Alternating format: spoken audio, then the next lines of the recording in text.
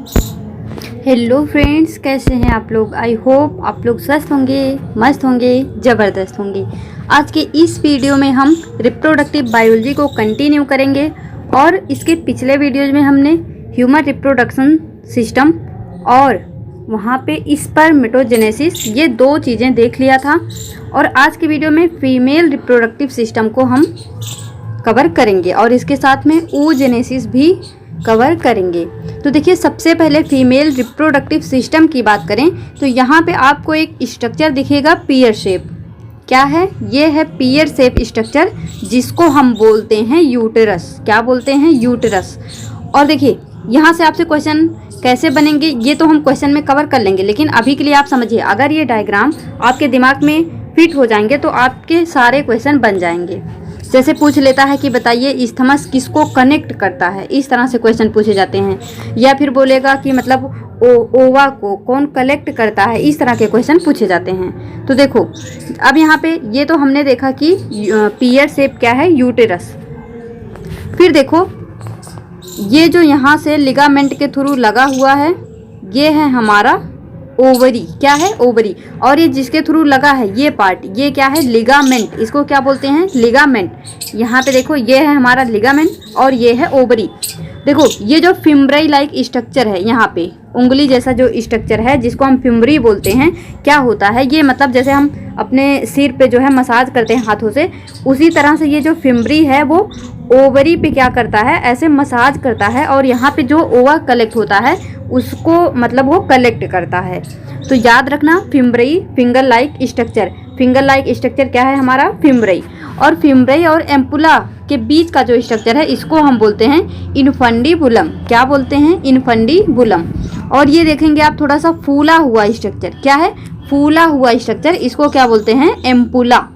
हमने male reproductive system में भी एम्पुला वर्ड यूज़ किया था, जहाँ पे मैंने आपको बताया एम्पुला वर्ड किसके लिए यूज़ करते हैं? जहाँ पे कुछ फूला हुआ स्ट्रक्चर हो, उसको क्या बोलते हैं? एम्पुला। अब देखो, इस्थमस मीन्स क्या होता है? जंक्शन। यानी ऐसा जंक्शन, जंक्शन मीन्स क्या? जो दो चीज़ों को कनेक्ट करे, उसी को हम जंक्शन बोलते हैं। और इस्थमस मीन्स क्या होता है? जंक्शन। तो इस्थमस किसको किसको कनेक्ट करता है? एक तो ये हो गया हमारा यूटेरस और ये हो गया एम्पुला।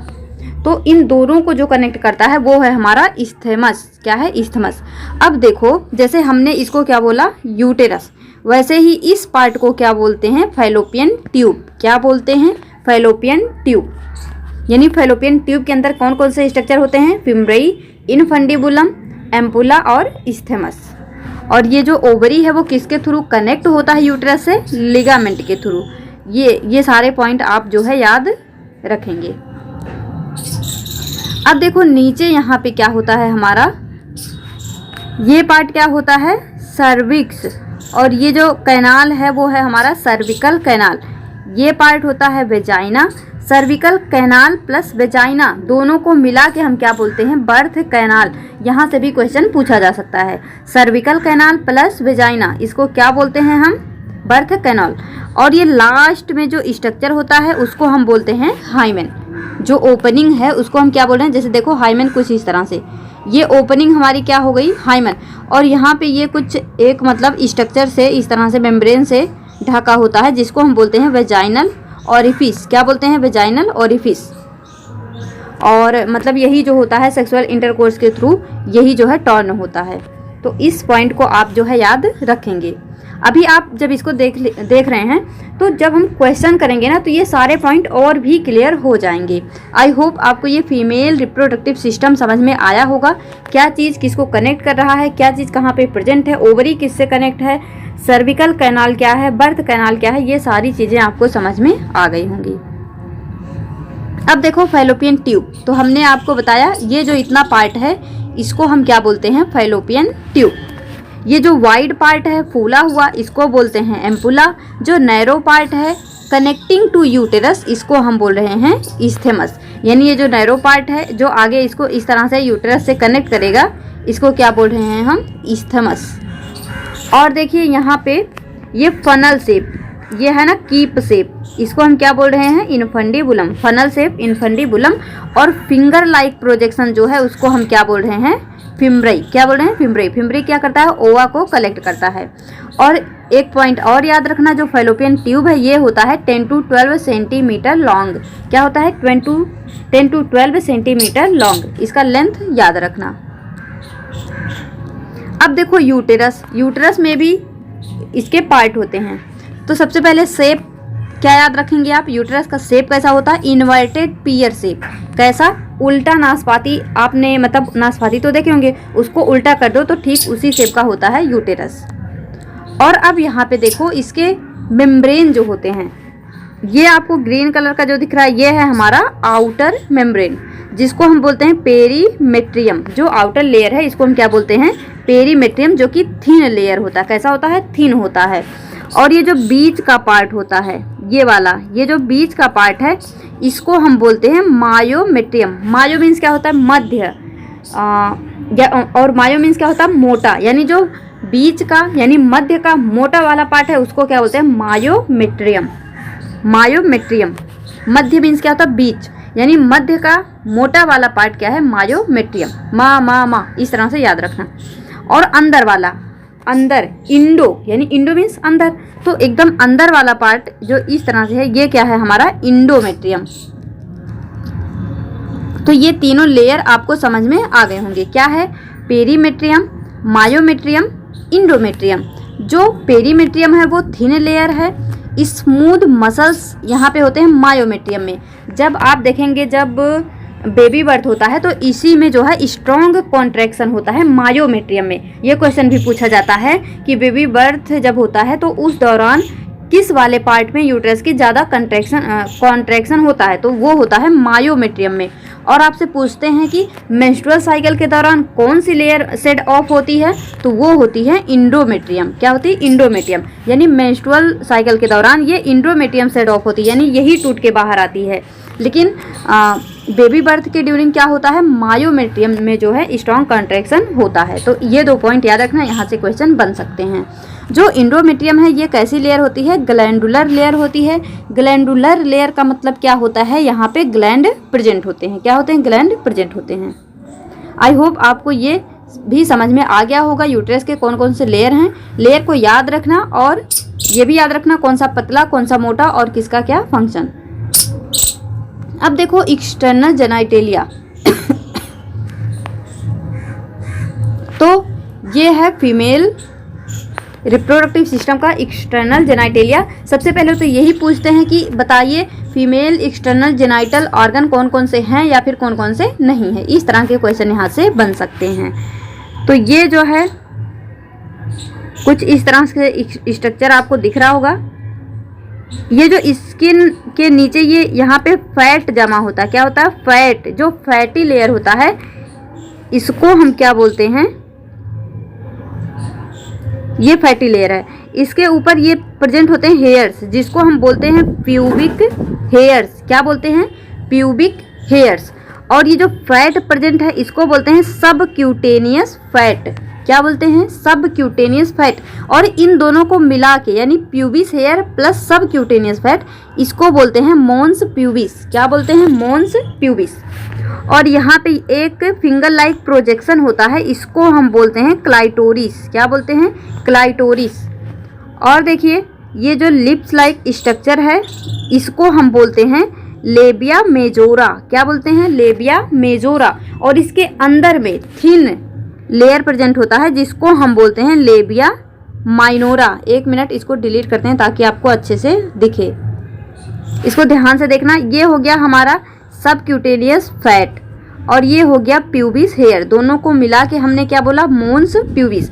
अब ये जो ग्रीन कलर स्ट्रक्चर आपको ये लिप्स लाइक दिख रहा है ये है लेबिया मेजोरा। और इसके अंदर एक थिन फ्लैप है जिसको हम बोलते हैं लेबिया माइनोरा। और यहाँ पे फिंगर लाइक प्रोजेक्शन होता है जिसको हम बोलते हैं क्लाइटोरिस।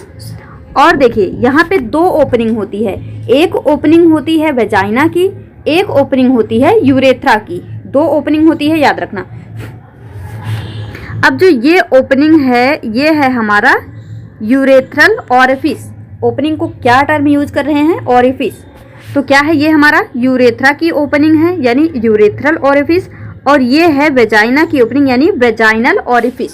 तो यहाँ पे आप क्या याद रखेंगे, फीमेल एक्सटर्नल जेनाइटल ऑर्गन में क्या क्या है, mons pubis, labia majora, labia minora, clitoris और वेजाइनल ऑरिफिस। तो याद रखना ये जो है इंक्लूड होते हैं फीमेल एक्सटर्नल जेनाइटल ऑर्गन में। तो यहाँ पे देखो वेजाइनल ऑरिफिस हुआ, लेकिन यूरेथ्रल ऑरिफिस को हम फीमेल एक्सटर्नल जेनाइटल ऑर्गन में इंक्लूड नहीं कर रहे हैं, इस पॉइंट को याद रखना। तो यहाँ से आपसे ऐसे ही क्वेश्चन बन सकते हैं कि कौन सा पार्ट है कौन सा नहीं है, या फिर कभी कभी इस तरह से भी क्वेश्चन बनाते हैं कि लेबिया मेजोरा लेबिया माइनोरा कौन सा आउटर है कौन सा इनर है। तो देखो बाहर की साइड में मेजोरा है, अंदर की साइड में देखो यहाँ पे है इन वर्ड है ना, इन यानी अंदर, यानी माइनोरा जो है वो अंदर की तरफ है, मेजोरा बाहर की तरफ है। इस तरह से याद कर लेना। अब हम यहाँ पे देखते हैं oogenesis। तो आपको फीमेल रिप्रोडक्टिव सिस्टम समझ में आ गया होगा, जहाँ पे हमने यूटेरस के बारे में देखा, उसके लेयर्स देखे हमने, पेरीमेट्रियम, मायोमेट्रियम, इंडोमेट्रियम, और फैलोपियन ट्यूब में हमने क्या क्या देखा, फिंगर लाइक प्रोजेक्शन फिम्ब्रई देखा, फनल शेप स्ट्रक्चर इनफंडिबुलम देखा, इस्थमस देखा, एम्पुला देखा। ये सारी चीज़ें हमने डिस्कस कर ली, और यहाँ पे एक्सटर्नल जेनाइटल ऑर्गन कौन कौन से हैं ये भी डिस्कस कर लिया। अब देखो oogenesis, जैसे स्पर्मेटोजेनेसिस यानी स्पर्म फॉर्मेशन की जो प्रक्रिया है, जो प्रोसेस है, ठीक उसी तरह से oogenesis जो ओवम के बनने की प्रक्रिया है, प्रोसेस है, यानी किस तरह से ओवम बनेगा, स्पर्म किस तरह से बनेगा, वो तो हमने अच्छे से डिस्कस कर लिया और आपको अच्छी तरह से समझ भी आ गया होगा और याद भी हो गया होगा। अब देखते हैं oogenesis किस तरह से होता है। तो सबसे पहले स्पर्मेटोजेनेसिस, oogenesis में मेन डिफरेंस ये है, स्पर्मेटोजेनेसिस कब शुरू होता है, आफ्टर प्यूबर्टी। प्यूबर्टी जब स्टार्ट होता है तो स्पर्मेटोजेनेसिस स्टार्ट होता है।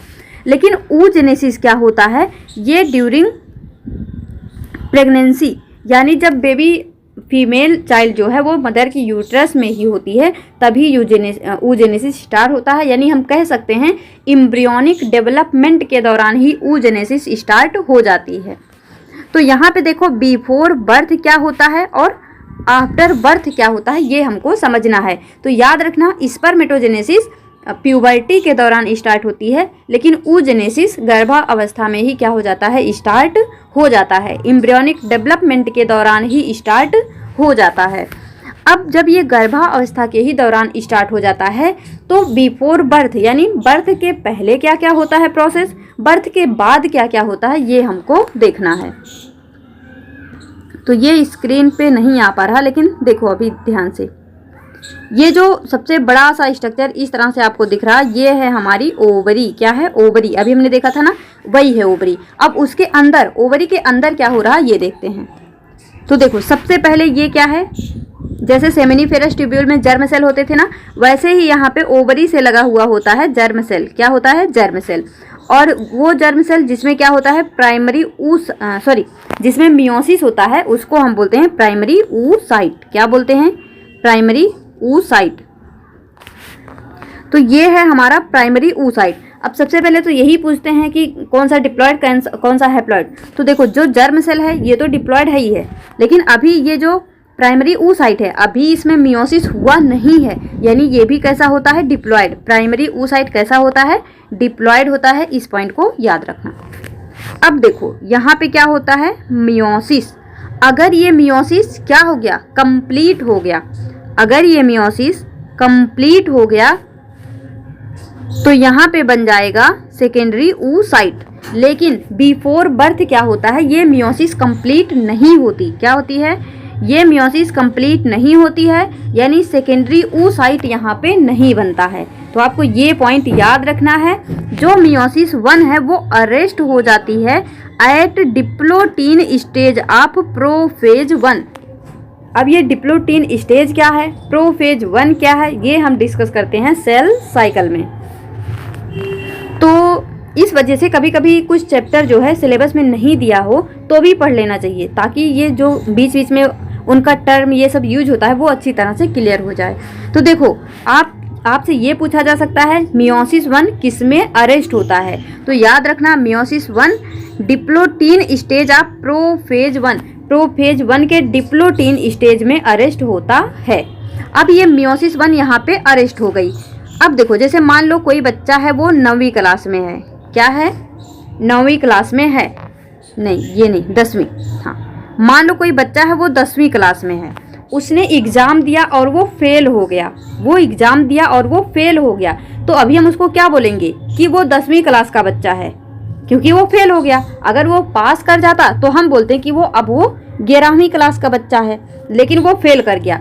ठीक उसी तरह से जो मियोसिस है वो कंप्लीट नहीं हुआ, यानी वो फेल कर गया, तो वो अभी जो प्राइमरी oocyte था वो अभी भी प्राइमरी oocyte है। तो देखो बिफोर बर्थ क्या है, प्राइमरी oocyte ही है, अभी कोई सेकेंडरी oocyte वगैरह नहीं है। तो ये पॉइंट याद रखना, बिफोर बर्थ क्या है, प्राइमरी oocyte है, और जो मियोसिस 1 है वो अरेस्ट हो गई है diplotene stage of prophase 1, prophase 1 के डिप्लोटीन स्टेज में क्या हो गई, मियोसिस 1 अरेस्ट हो गई। अब क्या होता है आफ्टर बर्थ, जब बर्थ हो जाता है, आफ्टर बर्थ क्या होता है, जो प्राइमरी oocyte है, तो देखो जब बर्थ हो जाता है तो यहाँ पे ड्यूरिंग फर्स्ट मेंस्ट्रुअल साइकिल, जब फीमेल यानी जो भी गर्ल है जब उसकी फर्स्ट मेंस्ट्रुअल साइकिल होती है तो उस दौरान क्या होता है LH का सिक्रीशन यानी ल्यूटिनाइजिंग हार्मोन, जब ल्यूटिनाइजिंग हार्मोन का सिक्रीशन होता है तो मियोसिस 1 जो है वो कंप्लीट होती है। क्या होती है, मियोसिस 1 कंप्लीट होती है। फिर से यहाँ से क्वेश्चन बनता है कि जब प्राइमरी oocyte में मियोसिस 1 होती है तो क्या बनता है, तो प्राइमरी oocyte से क्या बनता है, सेकेंडरी oocyte, और इसके साथ में एक और चीज बनता है जिसको हम बोलते हैं फर्स्ट पोलर बॉडी। क्या बोलते हैं, फर्स्ट पोलर बॉडी। तो क्या याद रखेंगे, अगर आपसे ये पूछते हैं मियोसिस 1 को कंप्लीट कौन कराता है, तो वहाँ पे LH, FSH, GnRH इस तरह से आपसे हॉर्मोन्स के नाम दे सकते हैं। तो याद रखना मियोसिस 1 को कंप्लीट कराता है LH। तो अब यहाँ पे प्राइमरी oocyte सेकेंडरी oocyte में कन्वर्ट हो गया और इसके साथ में एक पोलर बॉडी बन गया। अब क्या होता है, ये जो मियोसिस 2 है, यानी मियोसिस 1 तो कंप्लीट हो गया, लेकिन अब जब बात करते हैं मियोसिस 2 की, तो ये मियोसिस 2 फिर से अरेस्ट हो जाता है।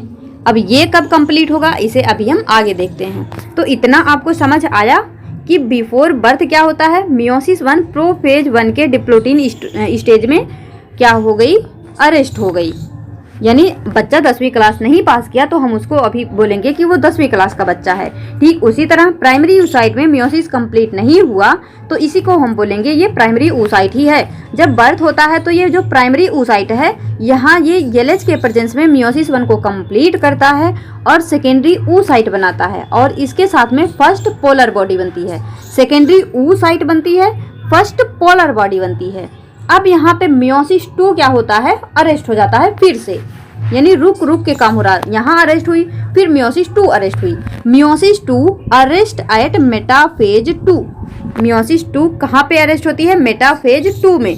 ये कहाँ पे अरेस्ट था, प्रोफेज 1 में। तो याद रखना मियोसिस 1 प्रोफेज 1 में अरेस्ट होता है, मियोसिस 2 मेटाफेज 2 में। ये प्रोफेज है, ये मेटाफेज है, मेटाफेज 2 में अरेस्ट होता है। अगर ये कंप्लीट हो जाता तो आगे क्या बनेगा अभी देखेंगे। अगर ये कंप्लीट हो जाता तो मतलब जैसे देखो बच्चा पास कर जाता, हम बोलते हैं 11वीं क्लास का, लेकिन वो पास नहीं किया, यानी मियोसिस 2 यहाँ पे अभी कंप्लीट नहीं हुआ, अरेस्ट हो गया, तो अभी भी हम इसको क्या बोलेंगे, सेकेंडरी oocyte और फर्स्ट पोलर बॉडी। तो अभी इतना आपको समझ में आया होगा। मियोसिस 1 जो है पहले अरेस्ट हुई बिफोर बर्थ, लेकिन आफ्टर बर्थ क्या हुआ, जब फर्स्ट मेंस्ट्रुअल साइकिल के दौरान LH के प्रेजेंस में मियोसिस 1 कंप्लीट हुई, लेकिन उसके बाद मियोसिस 2 जो है अरेस्ट हो गया। अब देखो ये है हमारी सेकेंडरी oocyte। हमने क्या देखा, सेकेंडरी oocyte बन गई और फर्स्ट पोलर बॉडी बन गई। स्पर्म मेट ओवम, अगर स्पर्म ओवम से क्या करता है, मेट करता है, मिल जाता है, तो मियोसिस 2 कंप्लीट हो जाती है, मियोसिस 2 कंप्लीट हो जाती है। और जो यहाँ पे सेकेंडरी oocyte था उससे बन गया ओवम और पोलर बॉडी, और ये जो पोलर बॉडी था वो भी डिवाइड करके 2 पोलर बॉडी बन गया, यानी यहाँ पे 1 ओवम और 3 पोलर बॉडी बन गई। अब देखो इफ नो फर्टिलाइजेशन, अगर कोई फर्टिलाइजेशन नहीं हुआ, no completion of meiosis 2 after fertilisation, यानी देखो स्पर्म का ओवम से मिलना अलग बात है, अगर फर्टिलाइजेशन कंप्लीट होगा तभी मियोसिस 2 कंप्लीट होगी। अगर फर्टिलाइजेशन कंप्लीट होगा तभी मियोसिस 2 कंप्लीट होगी, अदरवाइज नहीं। तो क्या है, इफ नो फर्टिलाइजेशन, अगर कोई फर्टिलाइजेशन नहीं हुआ तो नो कंप्लीशन ऑफ मियोसिस 2, कोई भी मियोसिस 2 यहाँ पे कंप्लीट नहीं होने वाली है। तो हमने आपको क्या बताया, जो मियोसिस 2 है वो मेटाफेज 2 में अरेस्ट हो गई, वो कब कंप्लीट होगी, जब फर्टिलाइजेशन होगा, जब फर्टिलाइजेशन होगा, याद रखना जब फर्टिलाइजेशन होगा। अगर फर्टिलाइजेशन नहीं होगा तो मियोसिस 2 कंप्लीट नहीं होगी। अब देखो बिफोर फर्टिलाइजेशन, फर्टिलाइजेशन के पहले क्या होता है, फर्टिलाइजेशन के पहले की प्रोसेस है ये, फर्टिलाइजेशन के बाद की प्रोसेस है ये, एक सेकेंड, ये। अब देखो बिफोर फर्टिलाइजेशन हमने क्या देखा, क्या है, ये है हमारा सेकेंडरी oocyte, ये है सेकेंडरी oocyte, और क्या है, फर्स्ट पोलर बॉडी। अभी ये बिफोर फर्टिलाइजेशन की बात हो रही। अब मान लो यहाँ पे क्या आया, स्पर्म आया, क्या आया, स्पर्म। स्पर्म के प्रेजेंस में जब ये फर्टिलाइजेशन हुआ, मान लो फर्टिलाइजेशन हो गया, तो आफ्टर फर्टिलाइजेशन क्या होगा, आफ्टर फर्टिलाइजेशन ये जो सेकेंडरी oocyte था वो चेंज हो जाएगा ओवम में और सेकेंड पोलर बॉडी में, और जो पोलर बॉडी था वो 2 पोलर बॉडी में बट जाता है। यानी यहाँ पे आफ्टर फर्टिलाइजेशन एक ओवम और 3 पोलर बॉडी बन गया। क्या हो गया, एक ओवम और 3 पोलर बॉडी यहाँ पे बन गया। तो ये आपको समझ आया, हमने आपको क्या बताया, एक बार फिर से देखिए, क्योंकि ये थोड़े से अजीब से टॉपिक है, मतलब हार्ड नहीं है, लेकिन हाँ समझने में थोड़ी सी दिक्कत होती है। तो क्या है oogenesis, क्या है, सबसे पहले जो जर्म सेल हैं, ऐसा सेल जिसमें जो है मियोसिस 1 होगा वो है हमारे प्राइमरी oocyte। तो बिफोर बर्थ क्या होता है, मियोसिस 1 अरेस्ट हो जाती है डिप्लोटिन स्टेज ऑफ प्रोफेज 1 में, और जब after birth during first menstrual cycle primary oocyte LH के प्रेजेंस में मियोसिस 1 कंप्लीट हो जाता है, और primary oocyte secondary oocyte first polar body में कन्वर्ट हो जाती है। अब मियोसिस 2 जो है वो क्या हो जाता है, अरेस्ट हो जाता है। लेकिन जब स्पर्म ओवम से मिलता है, यानी जब फर्टिलाइजेशन हो जाता है, तो ये जो सेकेंडरी oocyte है, सेकेंडरी oocyte है वो चेंज हो जाती है ओवम में और सेकेंड पोलर बॉडी में, ओवम में और सेकेंड पोलर बॉडी में। तो ये आपको समझ में आया होगा। अब देखते हैं आगे। तो देखो बिफोर फर्टिलाइजेशन, इसको एक बार फिर से समझो। बिफोर फर्टिलाइजेशन क्या हुआ, ये था हमारा सेकेंडरी oocyte, और यहाँ पे क्या आया, स्पर्म आया। जब स्पर्म यहाँ पे आया तो क्या हुआ, ये देखो अब यहाँ पे ये चला गया अंदर, तो यहाँ पे ओवम बन गया, एक बन गया हमारा ओवम, और यहाँ पे 1 2 3 क्या बन गए, पोलर बॉडी। और यहाँ पे ये जो आपको दिख रहे हैं ये है ओवम का न्यूक्लियस, ये है स्पर्म का न्यूक्लियस।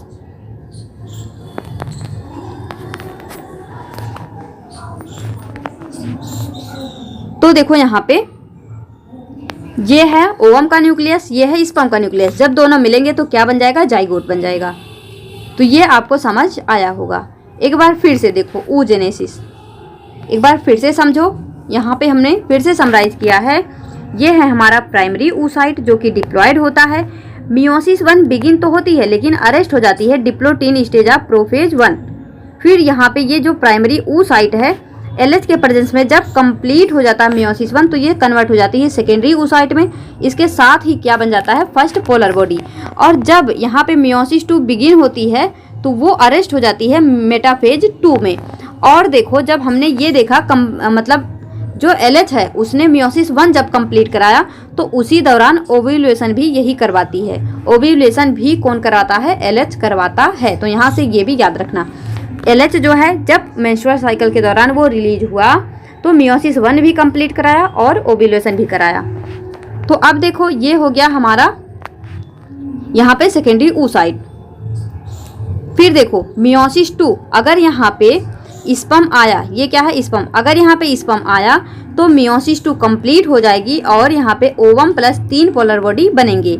लेकिन अगर स्पर्म नहीं आया, नो कंप्लीशन ऑफ मियोसिस 2, तो मियोसिस 2 कंप्लीट नहीं होगा। अब देखो दोनों में डिफरेंस सबसे पहले यहाँ पे क्या है, जर्म सेल या फिर स्पर्मेटोगोनिया, और यहाँ पे क्या है, oogonia। दोनों ही कैसे होते हैं, डिप्लॉयड होते हैं। फिर यहाँ पे प्राइमरी स्पर्मेटोसाइट है, यहाँ पे प्राइमरी oocyte है। तो याद रखना ये भी कैसे होते हैं, डिप्लॉयड होते हैं, ये भी डिप्लॉयड होते हैं, ये भी डिप्लॉयड होते हैं और ये भी डिप्लॉयड होते हैं।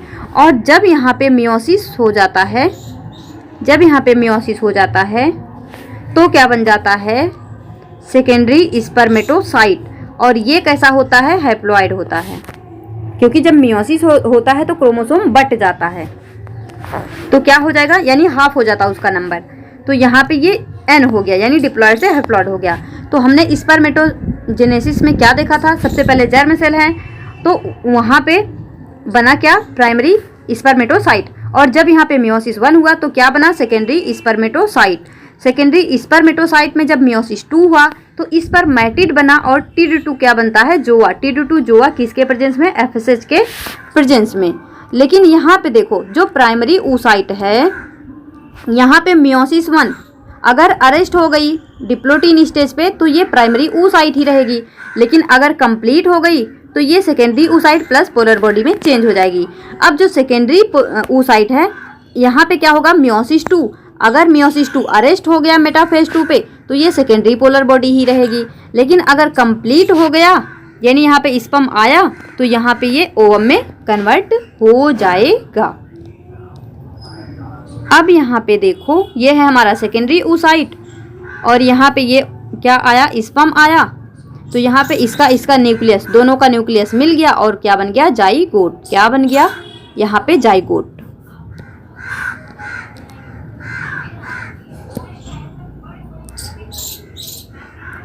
तो इस वीडियो में इतना ही रखते हैं। ओवेरियन साइकिल थोड़ा लंबा है, इसको हम नेक्स्ट वीडियो में डिस्कस करेंगे।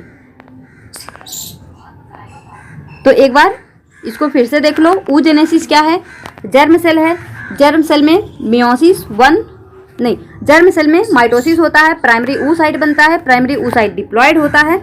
और यहाँ पे जब मियोसिस 1 होता है तो अगर ये अरेस्ट हो गई, कहाँ पे अरेस्ट होती है, प्रोफेज 1 में डिप्लोटीन स्टेज पे, तो इसको हम प्राइमरी oocyte ही बोलते हैं। अगर प्राइमरी oocyte में मियोसिस 1 कंप्लीट हो गया तो ये चेंज हो जाता है सेकेंडरी oocyte और फर्स्ट पोलर बॉडी में। अब यहाँ पे मियोसिस 2 होना होता है, लेकिन अगर मियोसिस 2 अरेस्ट हो गया मेटाफेज 2 में तो ये सेकेंडरी oocyte ही रह जाता है। लेकिन अगर यहाँ पे फर्टिलाइजेशन हो गया, अगर स्पर्म ओवम से मेट हो गया तो यहाँ पे ओवम बन जाता है और 3 पोलर बॉडी बन जाते हैं। लेकिन अगर यहाँ पे फर्टिलाइजेशन नहीं हुआ तो यहाँ पे no completion of meiosis 2, meiosis 2 complete नहीं होता, जैसे यहाँ पे हमने देखा। ये है हमारा बिफोर फर्टिलाइजेशन की प्रोसेस और ये है आफ्टर फर्टिलाइजेशन। तो यहाँ पे ओवम बन गया, और जब स्पर्म और ओवम दोनों मिले आपस में तो जाइगोट बन जाता है। अब यहाँ पे मैं आपको KVS का क्वेश्चन दिखाती हूँ, वो जो पूछा गया था हैप्लॉयड डिप्लॉयड करके। ये क्वेश्चन है जो KVS में पूछा गया था। Which of the following is diploid in case of human spermatogenesis. क्या है, डिप्लॉयड पूछा है स्पर्मेटोजेनेसिस के दौरान। तो अब देखिए ये क्वेश्चन आपके लिए बहुत ही इजी हो गया होगा। क्या पूछा है, डिप्लॉयड। तो देखो जो सेकेंडरी, एक मिनट मैं आपको ऐसे बताती हूँ। ये है हमारा जर्म सेल, क्या है, जर्म सेल। जर्म सेल में माइटोसिस होता है तो यहाँ पे बनता है प्राइमरी स्पर्मेटोसाइट, और यहाँ पे होता है मियोसिस तो बनता है सेकेंडरी स्पर्मेटोसाइट। सेकेंडरी स्पर्मेटोसाइट से क्या बनता है, स्पर्मेटिड। स्पर्मेटिड एफएसएच के प्रेजेंस में क्या बनाता है, स्पर्मेटोजोआ। तो यहाँ पे मियोसिस होती है, फिर यहाँ पे मियोसिस होती है, और ये जो है एफएसएच के प्रेजेंस में क्या बनाता है, जोआ। तो देखो प्राइमरी oocyte, यहाँ ये जर्म सेल है। जर्म सेल कैसा होता है, जर्म सेल को ही क्या बोल रहे हैं, स्पर्मेटोगोनिया। ये कैसा होता है, डिप्लॉयड होता है। प्राइमरी स्पर्मेटोसाइट कैसा होता है, डिप्लॉयड होता है। लेकिन यहाँ पे बात किया जा रहा है सेकेंडरी स्पर्मेटोसाइट। सेकेंडरी स्पर्मेटोसाइट ये है, और इसके पहले मियोसिस हो चुका, यानी ये हैप्लॉयड में चेंज हो गया। तो सेकेंडरी स्पर्मेटोसाइट क्या है, हैप्लॉयड। स्पर्मेटिड, टिड भी क्या है हमारा, हैप्लॉइड, जोआ भी क्या है हमारा, हैप्लॉइड। अगर आप इसको पता कर लिए, यानी ये 3 ऑप्शन आपको पता चल गया, सेकेंडरी स्पर्मेटोसाइट कैसा है, हैप्लॉइड है, स्पर्मेटिड हैप्लॉइड है, स्पर्मेटोजोआ हैप्लॉइड है, तो आप इजीली ये कह सकते हैं कि जो यहाँ पे सर्टोली सेल है ये हमारा डिप्लॉयड होता है। इसको मतलब देखो, जो एग्जाम होता है उसमें हमको साम दाम दंड भेद सब लगाना होता है। यानी अगर मान लो आपको सर्टोली सेल नहीं भी पता है तो 3 तो आपको पता है ना कि कौन सा क्या है, तो सर्टोली सेल इजीली आप यहाँ से आंसर कर सकते हैं। तो इस तरह के क्वेश्चन जो है केवीएस में पूछे गए थे। बाकी और भी क्वेश्चन मैंने जो है डिस्कस कराया है इसका प्रीवियस ईयर, तो देख सकते हैं आप। और याद रखना, आपको कोई सा भी एग्जाम देना हो उसके साथ में प्रीवियस ईयर सेशन सारे ही टीजीटी एग्जाम के जरूर देख लेना। तो ठीक है, ओवेरियन साइकिल नेक्स्ट लेक्चर में हम कवर करेंगे। इस वीडियो में यहीं तक, मिलेंगे अपने नेक्स्ट वीडियो में। अपना फीडबैक देना मत भूलना। Be happy, be positive.